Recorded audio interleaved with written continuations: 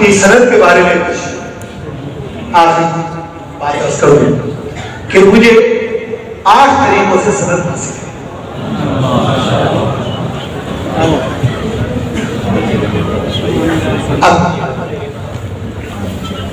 ابھی میرا مدینہ منورہ حاضری پر حاصل ہوا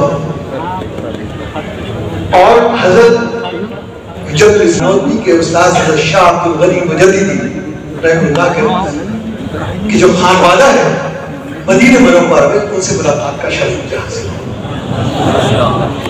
اور بڑا اہتمام انہوں نے اور یہ جان کے مجھے خوشی ہوئی کہ آج بھی اس خانوادے کے اندر بہت سارے محدثین موجود ہیں.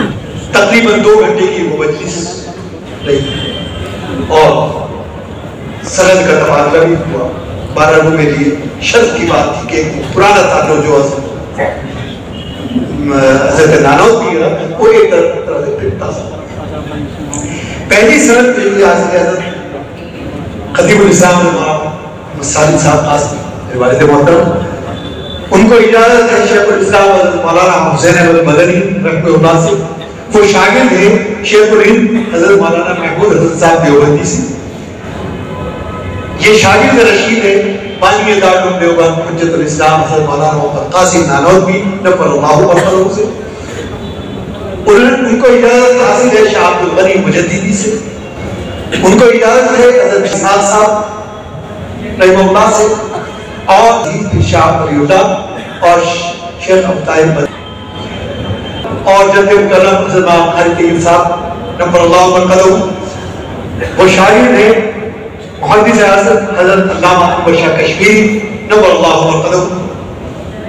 جو شاگرد ہیں شیخ الہند حضرت مولانا محمود حسن صاحب دیوبندی اور پھر یہ سلسلہ اسی طرح سے اسی راستے حضرت شاہ ولی اللہ. تیسری سند حضرت والد صاحب اور جد محترم سے ہوگی. ان کے والد حضرت مولانا حافظ محمد احمد صاحب جو میرے پردادا ہوتے ہیں حضرت مولانا قاسم نانوتوی کے ساتھ تعلق کے 40 سال اہتمام کیا. ان کو اجازت حاصل ہے حضرت مولانا رشید احمد گنگوہی سے اور پھر اوپر حضرت شاہ عبد الغنی اور شاہ احسان سے شاہ ولی اللہ. تیسری سند حضرت حکیم الاسلام کے واسطے کے ذریعے حضرت شیخ عبد القیوم بڑھانی اور پھر شاہ اسحاق صاحب. اور پانچویں سند حضرت شیخ عبد القیوم بڑھانی اور ان سے ہوتی ہوئی شاہ ولی اللہ تک گئی. وہ ایک سند حاصل ہے کہ میرا جانا ہوا حضرت والد محترم نفر اللہ برکاتہ کے ساتھ جدہ. وہاں ہمیں اطلاع ملی کہ یہاں پر محدث خاندان ہے اور وہ ان کی عمر 113 برس کی. تو والد صاحب نے کہا کہ ان سے ضرور ملاقات کر لیے. چنانچہ وقت لیا گیا اور ان کے پاس حاضر ہوئے. ان کا نام تھا حضرت شیخ ابن احمد الناف, یہ جدہ. اور ان کے بڑے بیٹے ان کی عمر اس وقت 80 سال کی تھی اور نہ صرف مرد بلکہ خواتین میں بھی بہت سی محدثات تھیں.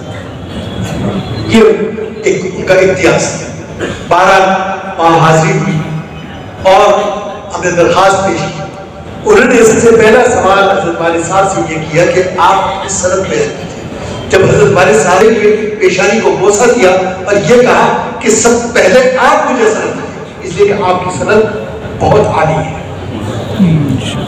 12 اس وقت حضرت والد صاحب نے ان کو دی اور اسے اجازت حدیث حاصل ہوئی اور اس موقع پر ہمیں بھی ان کی برکات سے وہ سند حاصل ہوئی. اور ایسے ہی مدینہ منورہ عالم شیخ محمد عوامہ الحیری المدنی الحنفی ان سے بھی اجازت حدیث حاصل ہے.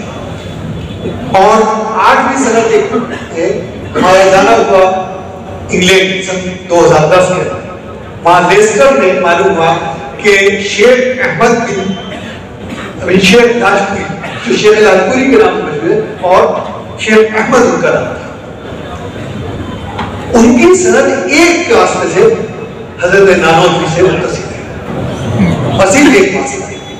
ہمیں بڑا اشتیاق پیدا ہوا کہ اس دور کے اندر کون ہے ایسا کہ اس کے ایک واسطے سے सनद पहुंच गई है हजरत नानौती तक, तो हम हाजिर हुए तो उन्होंने बताया कि मुझे सनद हासिल है हजरत मौलाना अब्दुल रहमान साहब अमरोही, जो तकरीबन साल या कमोबेश दारुल देवबंद के अंदर मुदर्रिस भी है और वो बराह रास्त शागिर्द है हजरत नानौती रहमतुल्लाह।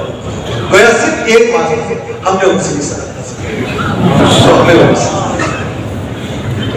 तो हमारा इस तरीके से हमें 8 सनद हासिल है। और मैं इन तमाम तुरुक से उन तमाम तलबा को जिन्होंने दौरे हदीस मुकम्मल किया, हाँ वो दारुल देवबंद ने किया हो या किसी दूसरे बदले, मैं उन्हें इजाजत हदीस देता हूँ।